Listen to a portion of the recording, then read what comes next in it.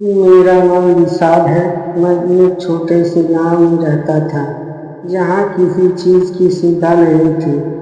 इसलिए मुझे अपनी कुछ जांच के लिए शहर जाना था।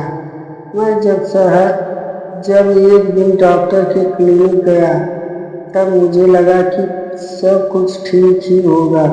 बस एक साधारण सी जांच करवानी थी और कुछ नहीं। लेकिन जब नर्स कमरे में आई तो उसने मुझे कुछ देर तक ध्यान से देखा।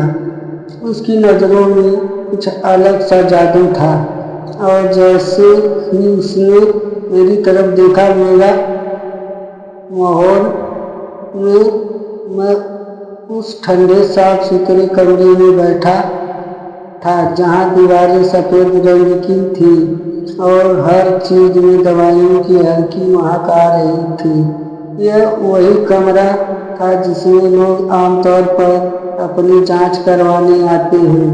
मुझे भी बस अपनी जांच करवानी थी, जिसे मैं काफ़ी समय से टालता जा रहा था। लेकिन उस दिन कुछ अलग महसूस हुआ। उस दिन जब नर्स आई तो बिल्कुल हंसते हुए अंदाज में उसने कहा कि डॉक्टर के आने तक मुझे थोड़ा इंतज़ार करना पड़ेगा। मैंने कहा ठीक है। वह कुछ मिनट के बाद वापस कमरे में आई तो हमारे बीच की हाव भाव में कुछ बदल सा गया। वह लगभग 25 के आसपास थी। जब वह आई तब वह अपने हाथ में लिए कागज के पर्चे देख रही थी। उसकी नज़रें मुझ पर पहले से ज़्यादा बढ़ पड़ रही थी, जिसमें मेरे शरीर में हल्की सी सनसनी होने लगी थी। मुझे यकीन नहीं हो रहा था कि सच है या फिर भ्रम, पर जो भी हो मुझे बहुत अच्छा लगने लगा था। फिर उसने मुझसे कहा, हमें कुछ जांच करनी है।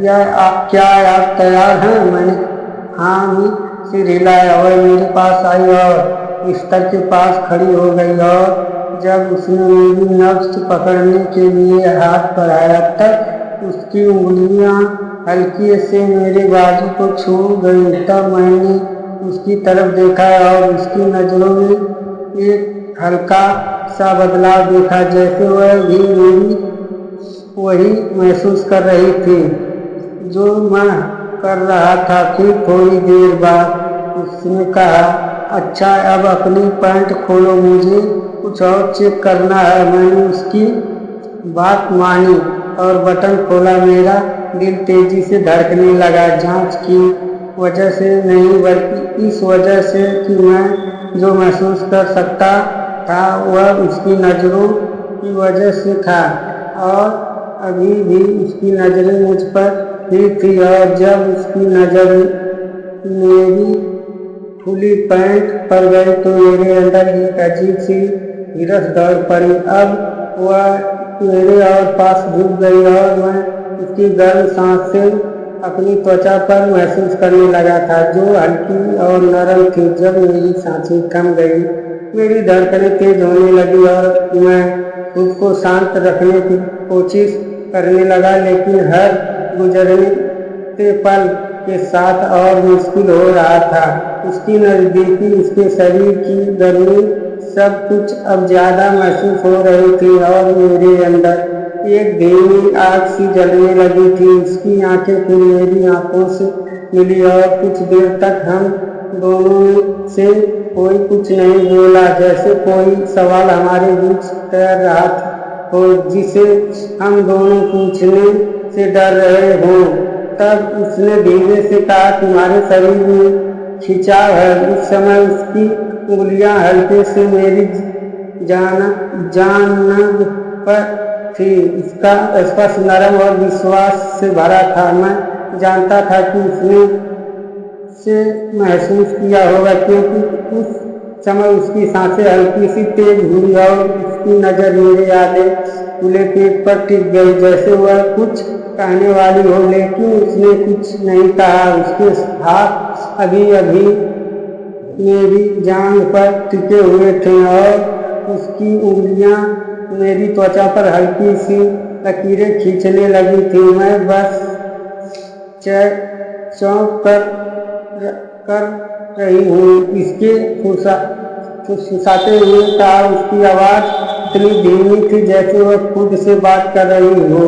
मैं अपनी सांसों को काबू नहीं कर पा रहा था और मैं महसूस कर सकता था कि हमारे बीच का तनाव हर पल और गाढ़ा हो रहा था। उसने अपने